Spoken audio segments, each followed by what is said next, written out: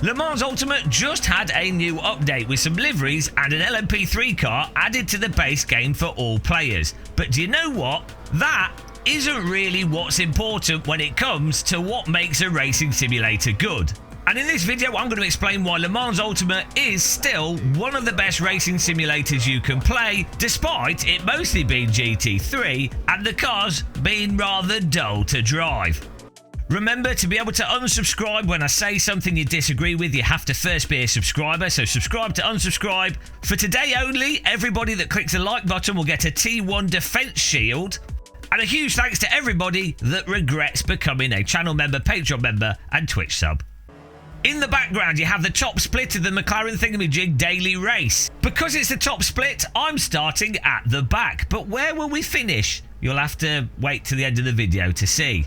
So quickly, update. LMP3 car now available to everyone. That allows people with poor taste to be able to more likely drive in their terrible prototype car. Hopefully padding those races out a bit more and padding that class out a bit more. More liveries and a whole bunch of tweaks and polish under the hood. But this update is really just a little polish update before a bigger update that will be coming in a month or so's time. So the update's really not that exciting whatsoever. And there's already Reddit fallout because there's still issues with the LMP2 car and its tyres staying completely noodled if you have a big slide.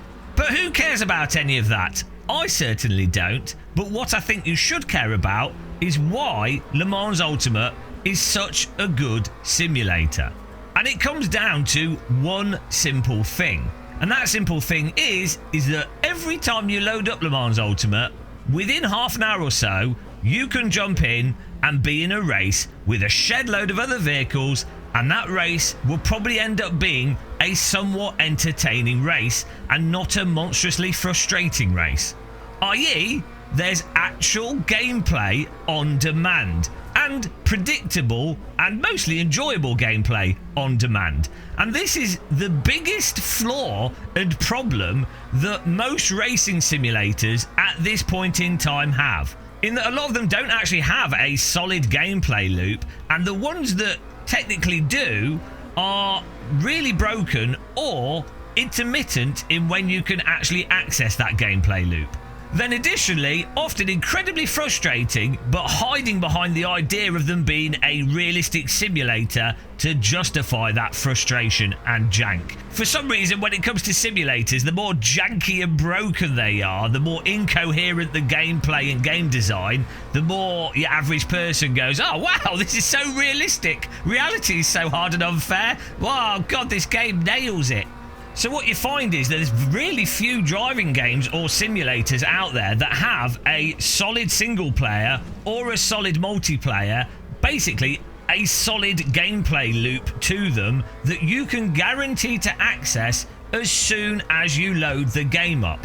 It turns out that a lot of people have jobs, lives, family, and therefore very limited time. So they can't waste their time when it comes to entertainment. I know it's a bit weird using Sims as entertainment. There's something wrong with people that do that. But, you know, they don't have a lot of free time and they want to actually do the entertainment that they signed up for.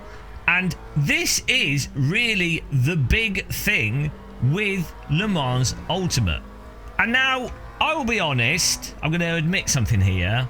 I haven't played Le Mans Ultimate for a good month or so. We do have hundreds of hours in it, but we've mostly been lost in the land of Assetto Corsa 1 VR, enjoying its superb force feedback and the content, vintage cars, new cars, it's amazing. Absolutely love it. The handling, everything, amazing. But we've been lost in that land racing subscribers because I'm in the fortunate situation that I can host a server and fill it with 20 people instantly. Weirdly, that's not available to everybody. By the way, subscribe and watch out for when we do go live so you can join in with us when we do that. I guarantee you it's really, really good fun. But I've been lost in AC land, so I've been away from Le Mans Ultimate, and this update, I thought, right, we're going to jump in, go check out the update, see how it is. And immediately, within 25 minutes of getting the update, this was the first race we did. And it put us straight into a race, loads of other cars, nice track, fixed setup, and you can see the racing on the screen here. It's really nice close racing. Sure, it's not it's not perfect racing. There's a lot of crashing. There is some weird stuff. There's some bad track rejoins. But, if you've watched real world GT3 racing, or even if you just watch general club racing, you'll find that a lot of real world drivers are actually incredibly bad and make terrible decisions. There's a weird myth in sim racing that real drivers are somehow heroes and gods and not people that just have enough money to do race driving instead of go-karting. But yeah, we just jump in and we're having a fantastic race. And crucially, unlike other active online racing simulators such as iRacing, in this we've jumped in and it is the top split. We've not practiced, and because it is a fixed setup, and because the tyres in this don't just turn off at the limit, and because we have our LMU FFB settings, which are really quite good, I have to say. You can get them for free off our Patreon if you want to try out LMU FFB. Really helps make this game a lot more intuitive and fun to play. But because of the physics in this and the nature of LMU as well, you can drive reactively. You can respond to the immediacy of stuff. You can make it up as you go along a bit, which is actually what drivers commonly do in real cars. Again, contrary to what iRacing will have people believe. You can have a little bit of argy-bargy, a little bit of contact without it being, oh, that's it, race over, wait another hour. Oh, actually, your hour of playtime is up, so that's your racing for the week done. You can just jump into this and have a really good multiplayer race, and then see if your rating's gone up, if you've done a faster lap time, if your safety rating's gone up. It's a really solid gameplay loop. It's bloody good as a video game. I am critical of Le Mans Ultimates. Some aspects of its force feedback and physics certainly are not the best. There's even AMS1, there's a whole problem with complex tyre models and things going on and everything, but you can really put a lot of that to one side. Ultimately, all that matters is, in a racing game, and this is a bloody video game, it's a simulator as well, but it's a video game. In a racing game, can you get good racing? And how likely is that racing to be good? That is the crux of multiplayer racing games. And statistically, from all my experience, LMU, the racing, is statistically very likely to be very good, if not some of the best racing that you will have in any simulator that you spontaneously jump into. Though I will say, Wreckfest 2 actually does surpass LMU in many ways. Doesn't have the rank racing, but will you care? Because you're going to be peeing yourself laughing. Joking aside, Wreckfest 2 actually does have probably the best netcode out of all the simulators, and obviously does damage and everything else. Bloody good. Get Wreckfest 2 anyway. It's another top game. I put it up there. It's another top game. But LMU, jumping, great racing. That is the point.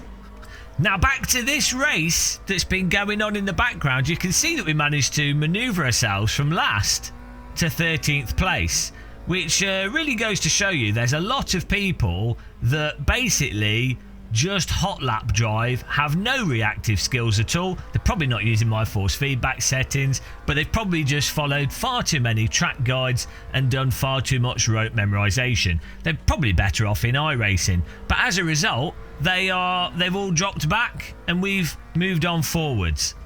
And of course, my success in a racing game in no way whatsoever influenced my perception and enjoyment of the video game that we're playing. But because we do reasonably well at Le Mans Ultimate, I can happily say that does mean it's a better game. But because we're being far too positive about LMU, I need to actually restate the negatives to keep things fair and balanced on this channel. The out-of-the-box force feedback is excruciating. When you start to get better at driving the cars in it, they do feel really overly tame and brick-like. That is a problem with GT3 cars, to be honest, in all racing simulators. For some reason, you can see these cars are way more active in reality. But yeah, the Sims just really don't capture that. I find in Sims you need to be driving like a car that's twice as nimble to somewhat mirror the reality, if that makes sense. Check out this yellow car. He's gone wide. He's off the road. Will he join safely? Nope. Right into the racing line on the brakes. Strike. So predictable. Beautiful. I love stuff like that, as long as it's not happening to me. But yeah, simulators tend to be overly tame compared to real world counterparts, and then GT3 cars are quite stable in reality in some ways relative to like a 90s Formula car, or you know. So you definitely find as you do more racing in LMU, I find it a little bit stale with the content selection. So if you're really familiar with driving more nimble vehicles, or you particularly like retro vintage cars or lighter Formula cars, then you know you're out of luck with this title.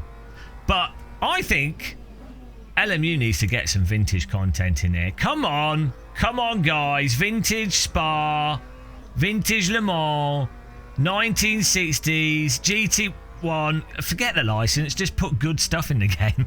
But you know, anyway, that's all great. It doesn't really matter, does it? The fact is, what you can play right now is actually, for the vast majority of people that have probably got a few hours a week available, what you've got right now in this game is really quite nice. And then you can try and get your rating up, you can try and do faster laps, and you can inevitably fail and realise that you probably should have a different hobby other than sim racing. Now there's 10 more minutes left in this race, and not much else happened. But it was really enjoyable trying to catch up with the guys in front, be consistent, and we did gain 1 place. We got ourselves to 10th, last to 10th, top split, jump in. I'm pretty happy with that result, and as I say, it was really fun, and that's all that really matters. So that's the crux of Le Mans Ultimate. I'm really looking forward to their next actual proper update to see what happens. I'm also going to be doing some testing with this in VR with the Quest 3, because we've been doing a lot of stuff with the Quest 3 recently, and yeah, we'll also do the occasional race here and there. That's how I like to play this. So hope you enjoyed this video. Look forward to seeing your comments in the comments section if you've got some interesting takes on my take, a take-ageddon. But until the next one, happy tea drinking, take care, and goodbye. All right, Stephen, was that good enough for you to deactivate the brain chip, please? I don't want to be positive about this.